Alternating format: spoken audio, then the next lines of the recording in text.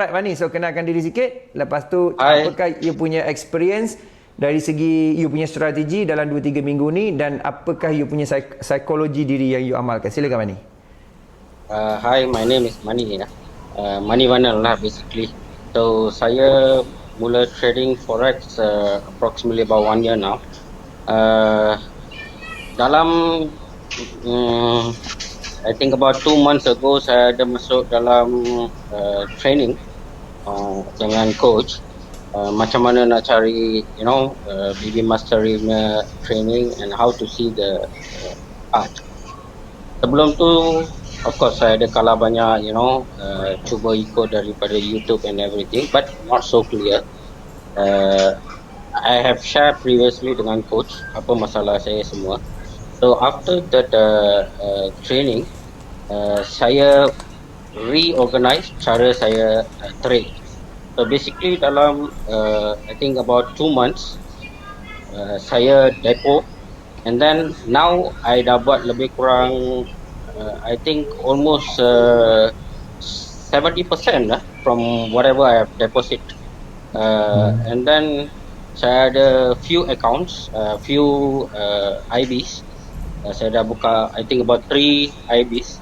And then saya ada every IB I keep around 3 ke 2 account.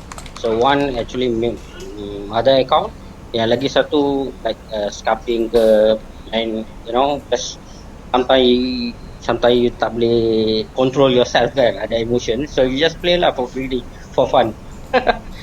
So this is what I was doing. So recently one of the pair which very I like to play so much is gold. Saya kalah banyak dekat gold, and also I like the pair because volatility dia tinggi. Dan selepas saya belajar, one thing is money management lah, which I was fail last time. So kali ni, I think 2 minggu lepas, I follow gold. I buy the card when it was high, almost I think dekat 173 something lah. Dia turun, MA purple, MA mirror. So basically saya beli, but unfortunately dia turun. So I keep. And then I went back to my money management. Saya calculate berapa saya boleh tahan float and everything. So basically I break down until 10%. So I buat layer until 1.4 until 1.46 something. So until monthly entry bawah. So I thought dia akan turun sampai sana lah. This is only my prediction. So setiap support resistance saya masuk. So that's why I have almost 10 ke 12 entry which was floating. And then I keep floating lah. Tapi I know money management saya okay. Walaupun dia turun until 14, I just 10% saja daripada duit saya. So worst come worst, I will cut loss lah.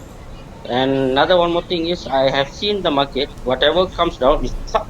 So it's only matter of time lah. Mungkin 2 bulan, mungkin 3 bulan. That's the only way I was keeping lah. And then I always come online. I tengok macam mana cara I can improve myself. I cuba faham dengan lain-lain konsep, BB, HLOC, trend line, Fibo. So I try to use most of the thing. Then I gain confidence lah. Walaupun dia turun bawah, I boleh nampak dia break.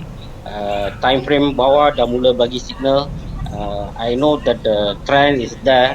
Dia akan pindah arah. So I baca news, saya cuba link dengan news. So I become more confident with my analysis.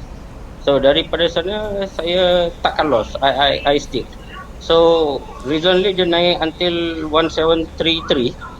I dah memang buat SLTP saya sebelum the news. Of course, after that I put the TP also. So I got the TP. I close semua. So almost I make about 35% lah profit. Very good. So kenapa saya panggil Mani sebenarnya inspiration saya. Dia masuk saya punya workshop dan dia cerita truly lega lah pasal ada orang yang faham apa yang dia maksudkan. So the message landed very well. Itu saya sangat ingat lah. Lepas tu nombor 2 ialah di mana you juga memahami dari segi psikologi, dari segi strategi, macam mana cara manage, so you dapat overall. Itu yang sebab saya pun tempat yang sama Mani masuk kan, cuma dia ni gangster sikit lah, dia layer lagi banyak. Saya ada lagi bawah-bawah, cuma mungkin lot saya lagi besar lah. Mungkin dari segi risk tu kita sama, kita ambil, tapi saya bawah tu lot saya lagi besar. Itu beza dia. Alright, so jadi pada sama, tapi overall you faham keadaan market. So apa yang saya nak highlight lah, iaitu sebenarnya you rasa kan, apa yang buat you boleh daripada keadaan up and down tapi end up you macam make money. Apa yang you rasa dia punya gist ataupun dia punya ingredient pada you sendiri? Be confident with your analysis. Tengok market, arah market yang mana dia pergi. Make sure your money management is there. Market is always 50-50 ya. So kalau tak boleh tahan, cut loss je lah. So SOP pun actually for gold ni saya tak follow SOP saya, because I follow my own SOP, which is my money management, which saya nak riskkan 10% of my capital. So saya ada account sendiri kat sana. So I dah buat calculation for 10%. So kalau dia turun daripada 10%, automatic I will cut loss. Alright, so maknanya you ada risk tolerance lah. Bukan saja you bergantung kepada benda tu kena nak profit, tapi you execute dari segi risk tolerance. 10% cut loss, lepas tu cari balik. Yes, kan? correct. So Very I masuk layer banyak, walaupun saya masuk layer banyak, saya boleh tahan. Betul. Very good. Maknanya you firm lah. You dah tahu ini jadi apa nak buat, ini jadi apa nak buat. Bukannya apa nak buat kan. Itu I rasa the difference dengan most dari. Alright. Thank you Mani, thank you so much. Sangat appreciate. Thank you coach, thank you. Welcome. Alright, thank you so much on the line. So saya sangat berterima kasih kerana supporting. Alright, itu dia kisah dia. Itu kisah kita pasal apa ni. Okey Mani, saya akan offkan you daripada talian.